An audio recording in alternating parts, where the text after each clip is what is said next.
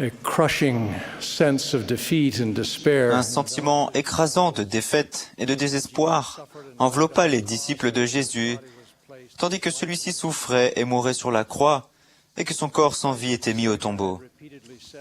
Malgré ce que le Sauveur avait dit à plusieurs reprises de sa mort et de son retour à la vie, il n'avait pas compris.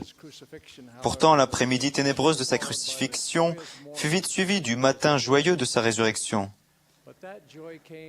Mais cette joie ne se produisit que lorsque les disciples devinrent témoins de la résurrection, car au début, même la déclaration des anges, qu'il était ressuscité, était incompréhensible. C'était une chose qui ne s'était jamais vue. Tôt ce dimanche matin, Marie de Magdala et quelques autres femmes fidèles se rendirent à la tombe du Sauveur, apportant des aromates et des parfums pour terminer l'embaumement, commencé lorsque le corps du Seigneur avait été placé à la hâte dans le sépulcre avant le début du sabbat.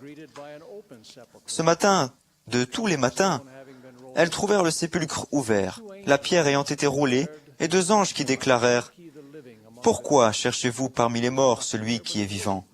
Il n'est point ici, mais il est ressuscité. Souvenez-vous de quelle manière il vous a parlé lorsqu'il était encore en Galilée. Et qu'il disait « Il faut que le Fils de l'homme soit livré entre les mains des pécheurs, qu'il soit crucifié, et qu'il ressuscite le troisième jour. Venez, voyez le lieu où il était couché. » Et allez promptement dire à ses disciples qu'il est ressuscité des morts.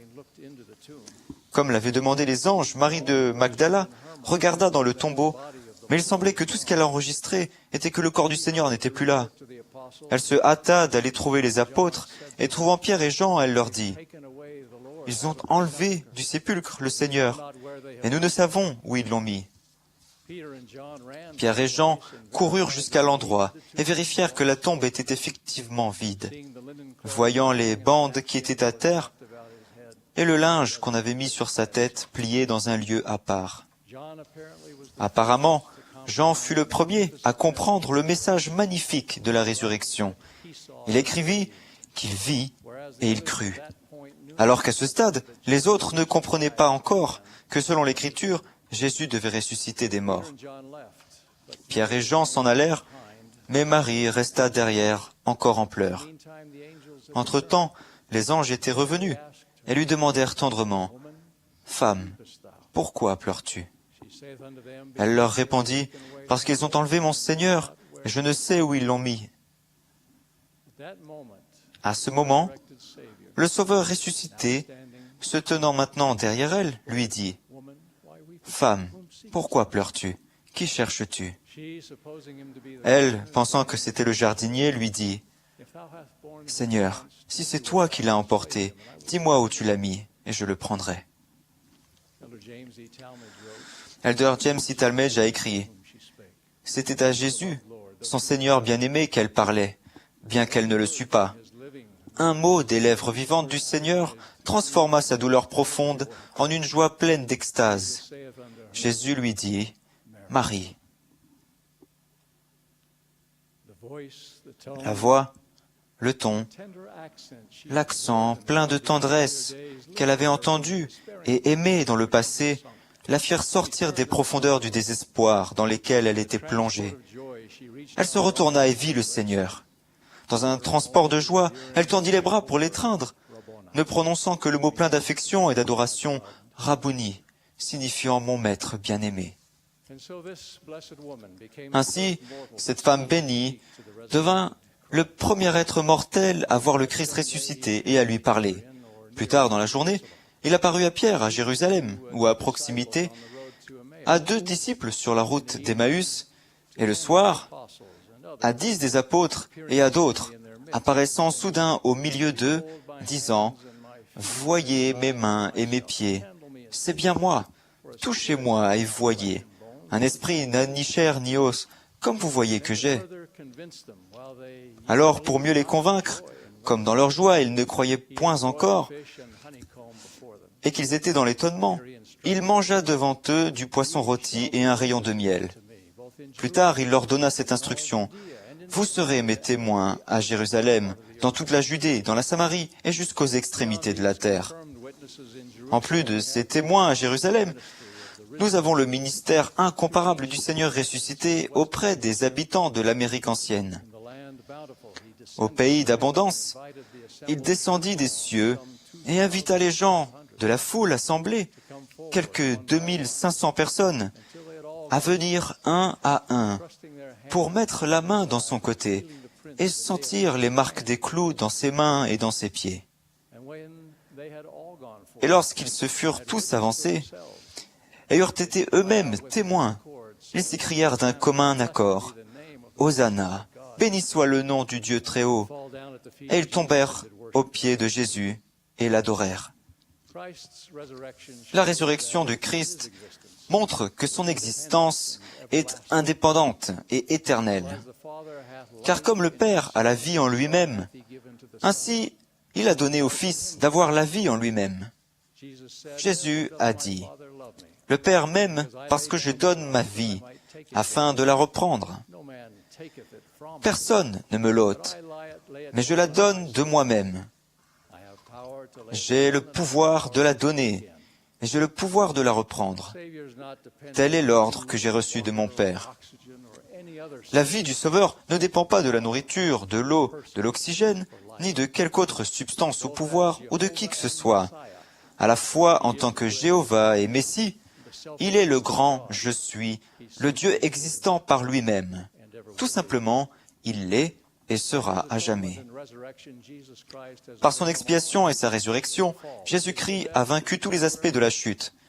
La mort physique sera temporaire, et même la mort spirituelle a une fin, car tous retourneront en la présence de Dieu, du moins provisoirement, pour être jugés.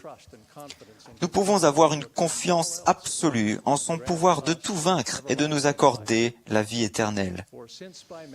Car puisque la mort est venue par un homme, c'est aussi par un homme qu'est venue la résurrection des morts. Car comme tous meurent en Adam, de même aussi tous revivront en Christ. Comme l'a dit Neil A. Maxwell, la victoire du Christ sur la mort a mis fin à la situation fâcheuse dans laquelle était l'humanité. Maintenant, il n'y a que des difficultés personnelles, et celles-là, nous pouvons en être sauvés en suivant les enseignements de celui qui nous a sauvés d'une extinction générale. Fin de citation. Ayant satisfait aux exigences de la justice, le Christ prend la place de la justice, ou en d'autres termes, il est la justice, tout comme il est l'amour. De même, en plus d'être un Dieu juste et parfait, il est un Dieu miséricordieux et parfait. Ainsi, le Sauveur redresse toutes choses. Aucune injustice dans la condition mortelle n'est permanente, même la mort, car il rend la vie. Il n'est aucune blessure, aucun handicap, aucune trahison, aucun sévice qui ne soit compensé à la fin par sa justice et sa miséricorde. De même, nous sommes tous responsables devant lui de notre vie, de nos choix, de nos actions et même de nos pensées. Ayant été rachetés de la chute, notre vie est en fait la sienne. Il a déclaré, « Voici, je vous ai donné mon évangile, et ceci est l'évangile que je vous ai donné, que je suis venu au monde pour faire la volonté de mon Père, parce que mon Père m'a envoyé.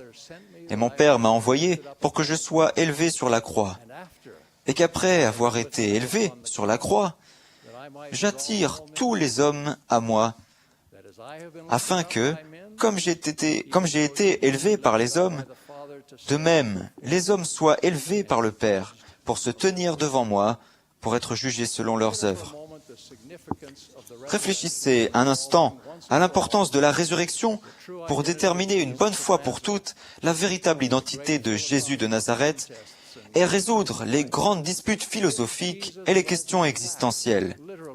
Si Jésus est littéralement ressuscité, cela signifie obligatoirement qu'il est un être divin. Aucun simple mortel n'a en lui le pouvoir de revenir à la vie après la mort.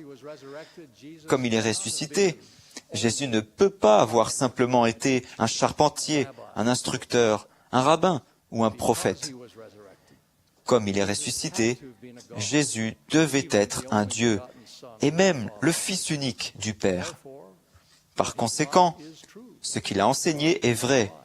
Dieu ne peut pas mentir. Par conséquent, il est le créateur de la terre, comme il l'a dit. Par conséquent, le ciel et l'enfer sont réels, comme il l'a enseigné. Par conséquent, il y a donc un monde des esprits, où il s'est rendu après sa mort. Par conséquent, il reviendra et régnera en personne sur la terre. Par conséquent, il y a un jugement dernier et une résurrection pour tous. Étant donné la réalité de la résurrection du Christ, les doutes au sujet de l'omnipotence, de l'omniscience et de la bienveillance de Dieu le Père, qui a donné son Fils unique pour la rédemption du monde, sont infondés. Les doutes au sujet du sens de la vie et de son but sont infondés. En fait, Jésus-Christ est le seul nom ou le seul moyen par lequel l'humanité peut obtenir le salut. La grâce du Christ est réelle. Elle permet à la fois le pardon et la purification du pécheur repentant. La foi est véritablement plus que le fruit de l'imagination ou une invention psychologique. Il y a une vérité absolue et universelle. Et il y a des principes moraux objectifs et immuables, comme il l'a enseigné. Le repentir, après toute violation de sa loi et de ses commandements, est une affaire pressante. Les miracles du Sauveur sont réels, tout comme la promesse faite à ses disciples, qu'ils pourraient accomplir les mêmes œuvres et même des œuvres plus grandes. Sa prêtrise est nécessairement un pouvoir réel qui administre l'Évangile et détient les clés des mystères du royaume, oui, la clé de la connaissance de Dieu. C'est pourquoi le pouvoir de la divinité se manifeste dans ses ordonnances. Étant donné la réalité de la résurrection du Christ, la mort n'est pas la fin pour nous, et bien que les vers détruisent notre corps, dans notre chair, nous verrons Dieu.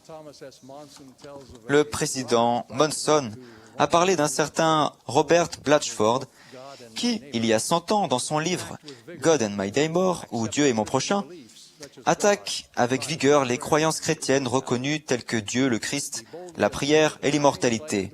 Il affirme hardiment « Je prétends avoir prouvé si complètement et de manière si décisive tout ce que j'ai entrepris de prouver qu'aucun chrétien, aussi grand et aussi capable soit-il, ne pourra répondre à mes arguments ni ébranler ma position. » Fin de citation. Il s'entoure d'un mur de scepticisme. Et puis voilà qu'une chose étonnante se produit. Son mur tombe soudain en poussière. Il retrouve lentement et à tâtons le chemin de la foi qu'il a méprisé et raillé. Qu'est-ce qui a causé ce profond changement d'attitude? Le décès de sa femme. Le cœur brisé, il entre dans la chambre où se trouve sa dépouille mortelle. Il contemple de nouveau le visage qu'il a tant aimé. En sortant, il dit à un ami, « C'est elle, mais ce n'est pas elle. Tout est changé. Quelque chose qui était là avant est enlevé. Elle n'est pas la même. Qu'est-ce qui peut être parti si ce n'est l'âme? Le Seigneur est-il vraiment mort et ressuscité? Oui. Les principes fondamentaux de notre religion sont le témoignage des apôtres et des prophètes concernant Jésus-Christ, qu'il est mort et a été mis au tombeau, et est ressuscité le 3e jour et est monté au ciel. Et toutes les autres choses qui ont trait à notre religion n'en sont que des annexes. Alors que la naissance prophétisée de Jésus approchait, il y en a eu parmi les Néphites et les Lamanites d'autrefois qui ont cru, bien que la plupart d'entre eux fussent dans le doute. Le moment venu, le signe de sa naissance est arrivé, un jour et une nuit sans obscurité. Et tous ont su. Il en est de même aujourd'hui. Certains croient à la résurrection littérale du Christ, et beaucoup doutent ou ne croient pas. Mais certains savent. Le moment venu, tous verront et tous sauront vraiment que tout genou fléchira et toute langue confessera devant lui. En attendant, je crois les nombreux témoins de la résurrection du Sauveur, dont les expériences et le témoignage sont rapportés dans le Nouveau Testament. Pierre et ses compagnons bien-aimés des 12, et la chère et pure Maria de Magdala, pour ne citer qu'eux. Je crois les témoignages qui se trouvent dans le livre de Mormon, de Néphi l'apôtre, avec la multitude anonyme du pays d'abondance, pour ne citer qu'eux. Et je crois le témoignage de Joseph Smith et de Sidney Rigdon, qui, après de nombreux autres témoignages, ont proclamé le grand témoignage de cette dernière dispensation. Il vit, car nous le vîmes. Sous son regard qui voit tout, je suis témoin que Jésus de Nazareth est le Rédempteur ressuscité. Et je témoigne de tout ce qui découle de sa résurrection. Puissions-nous recevoir la conviction et le réconfort de ce même témoignage. C'est là ma prière, au nom de Jésus-Christ. Amen.